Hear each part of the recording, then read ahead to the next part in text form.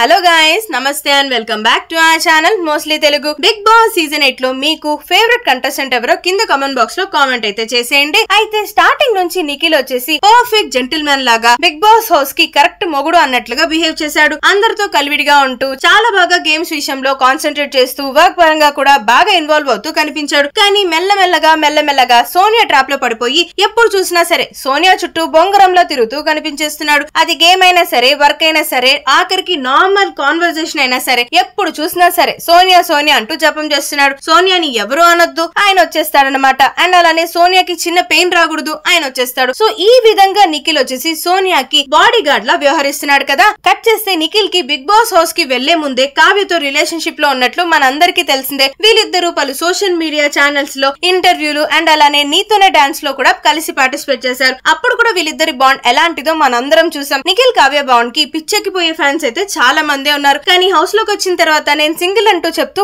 చాలా కవర్ చేశాడు మన నిఖిల్. ఎందుకో ఏమో తెలియదు కానీ ఇప్పుడు ఇదే పాయింట్ పట్టుకొని బిగ్ బాస్ సీజన్ 8 మేకర్స్ కి ప్లస్ పాయింట్ అయ్యేలా ఉంది. ఇలాంటి టైంలోనే కావ్యాని వైల్డ్ కార్డ్ గా ఎంట్రీ ఇస్తే క్రేజీ ఉంటుంది అనేసి మన ఆడియన్స్ పల్స్ పట్టుకునేలాగా ఈ విధంగా డెసిషన్ అయితే తీసుకున్నట్లు సమాచారం. అవునండి, నిజమే. కావ్యతో ఆల్రెడీ వైల్డ్ కార్డ్ ఎంట్రీ కోసం సంప్రదింపులు కూడా జరిపినట్లు తెలుస్తుంది. మరి కావ్య ఎస్ అంటుందా, నో అంటుందా, హౌస్ లోకి ఎంట్రీ ఇస్తుందా లేదా, మీరేమనుకుంటున్నారు? కామెంట్ బాక్స్ లో కామెంట్ అయితే చేసేయండి.